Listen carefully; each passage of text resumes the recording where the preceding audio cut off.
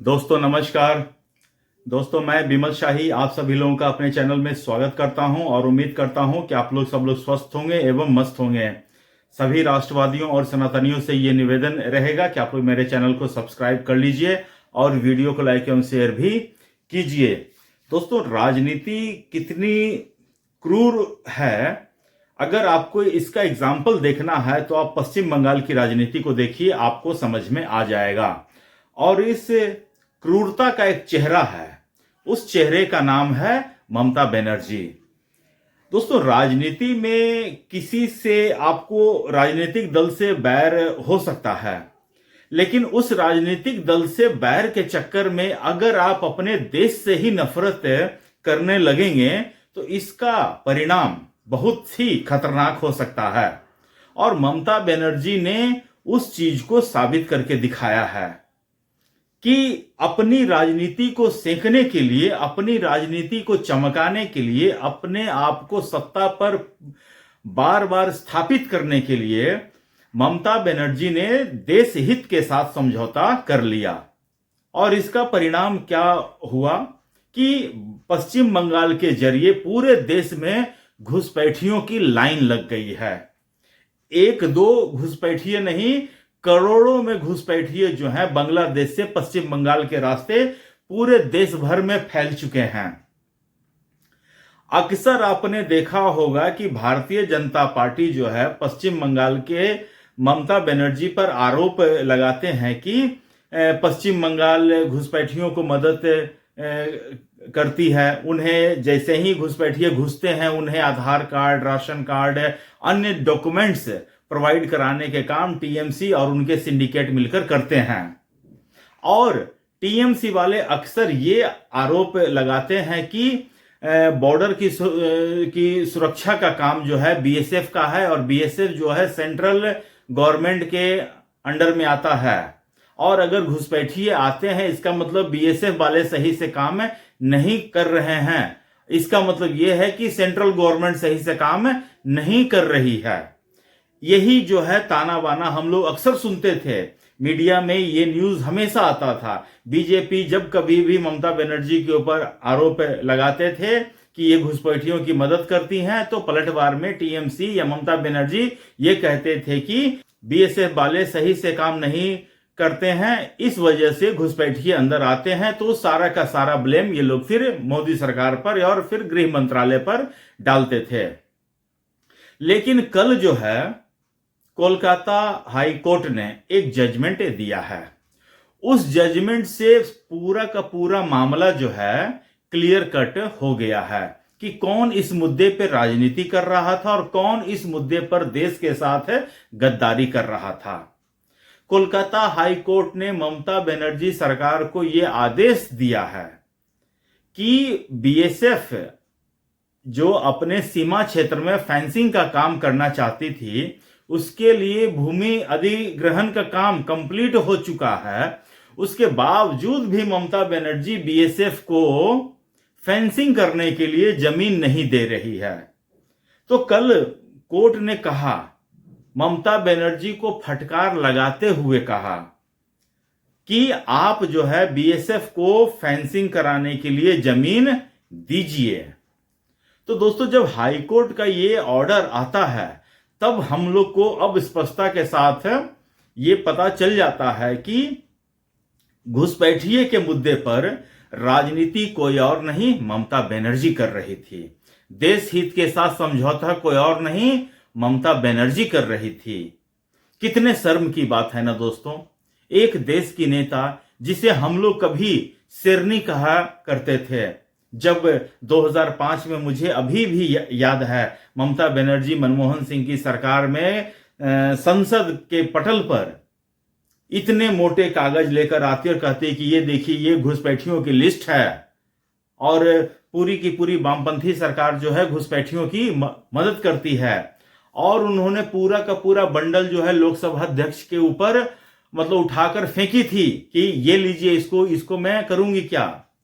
तो ऐसे ममता बनर्जी जो घुसपैठियों का विरोध कर रही थी, आज इतनी मेरे लिए ममता बनर्जी के लिए कोई शब्द नहीं मिल पा रहा है। शब्द का जो मेरे मतलब जहन में आ रहा, अगर मैं उस शब्द का यूज कर लूंगा तो हो सकता है कि वेस्ट बंगाल की पुलिस मुझे खोजते हुए अरेस्ट करने के लिए आ जाए।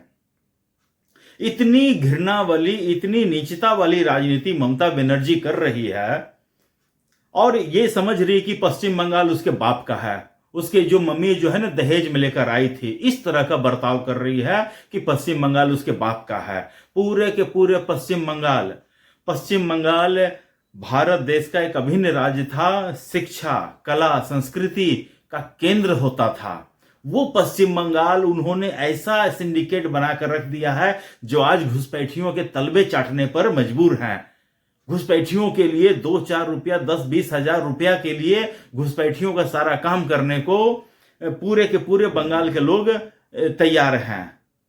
पूरा का पूरा बंगाल के कितने इलाके, मतलब 30%, 34% बंगाल की मुस्लिम पॉपुलेशन हो चुकी है और पूरा का पूरा बंगाल जो है घुसपैठियों के अंडर में जा चुका है।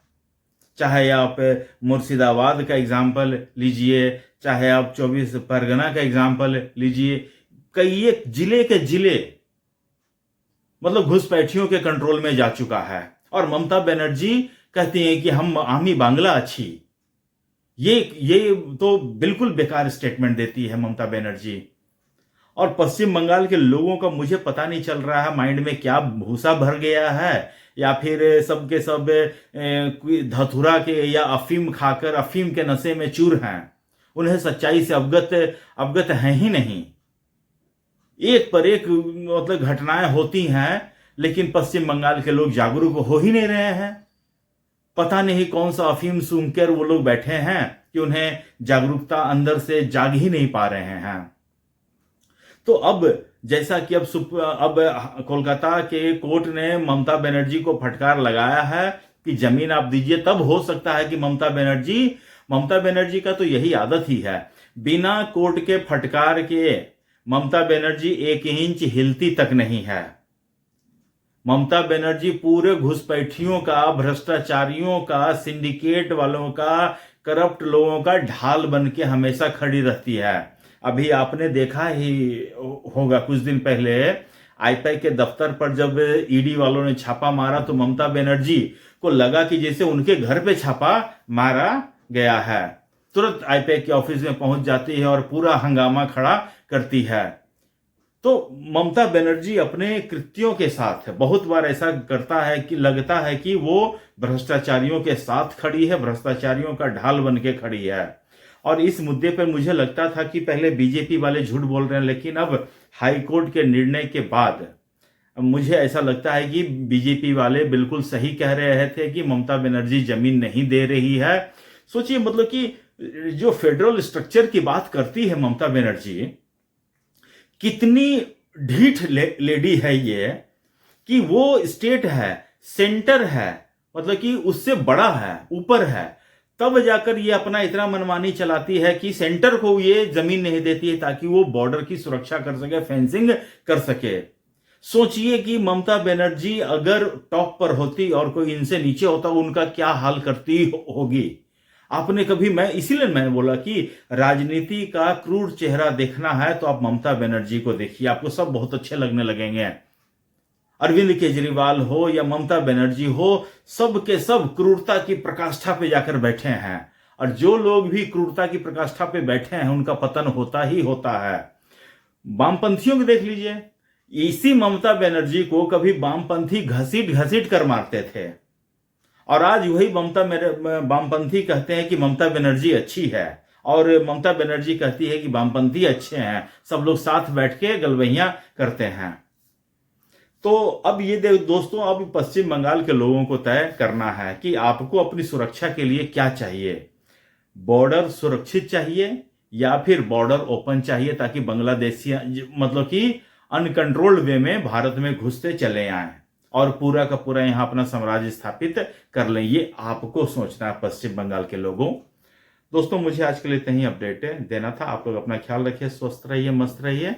तब तक ले नमस्कार, बाय।